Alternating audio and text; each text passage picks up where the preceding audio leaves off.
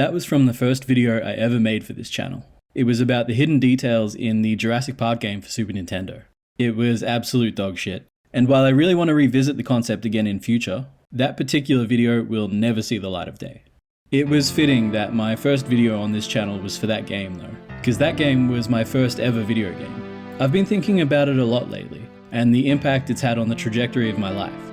I probably wouldn't have my lifelong fascination with dinosaurs if not for that game.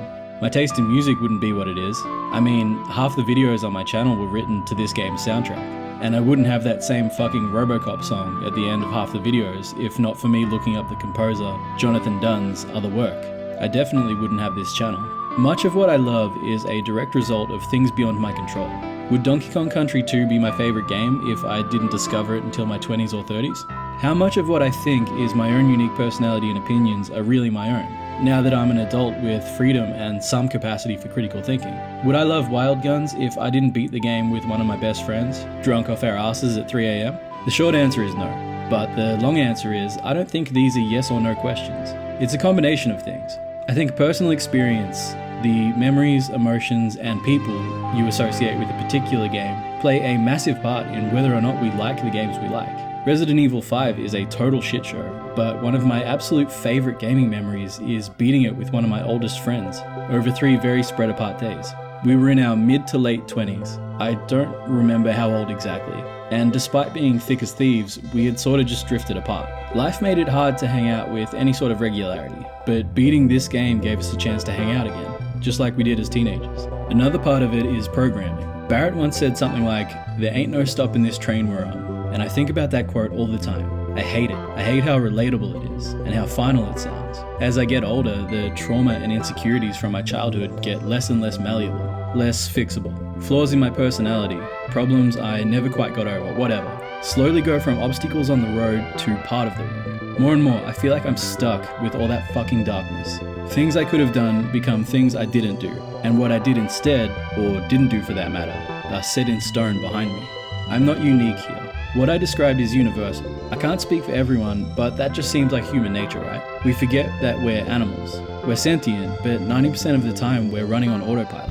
Whether we're fighting a pack of hyenas or trying to pick something to watch on Netflix, our bodies and our subconscious are largely calling the shots. Whether we're aware of it or not, that's playing a huge role in our likes and dislikes. And there's some degree of objectivity here too. I think so, anyway. Art is subjective, but generally speaking, even if a game isn't your thing, you can usually acknowledge if it's measurably good. The inverse is true too. Just as I think The Witcher 3 is overrated and kind of arse, but know that it's a great game in its own way, I adore the Resident Evil 3 remake, but can acknowledge what a massive disappointment it really is. So it's all those things. Some combination of them anyway. But when does that translate to external commercial success? How can such subjective metrics that are different for every person and forever changing, be almost unanimously fulfilled? Well, I don't have the answer for that, but I think it has a hell of a lot to do with the time and place it came about. Star Wars probably wouldn't have had the same impact if it came out in 67 or 87. There had to have been something in the air back in 1977 that made Star Wars resonate with so many people at once. And to take it a step further, once the proverbial lightning is in the metaphorical bottle, how can it endure for decades to come, the way something like Star Wars has? I don't have an answer for that either, but it's something I'd like to find out. Anyway, this is all a roundabout way of announcing that I've started a new channel. An in-depth look at the early years of Mortal Kombat, from the making of the first game up until Mortal Kombat Trilogy, all through the lens of the time it was made and the people who were there. It's called $500 Sunglasses, because despite stewing on this idea for more than 2 years now, I still couldn't think of a decent name. I've loved Mortal Kombat since I was a kid. I have memories of playing the SNES port of the original MK with my cousin when I was 4, of playing the arcade cabinet at our local bowling alley, of watching the movie taped off of cable onto VHS. Memories of Mortal Kombat during my formative years, and the people I enjoyed the games with, have permanently skewed my feelings towards the franchise in a positive direction. Every release, I can't not get irrationally excited. Each new game is like Christmas to me.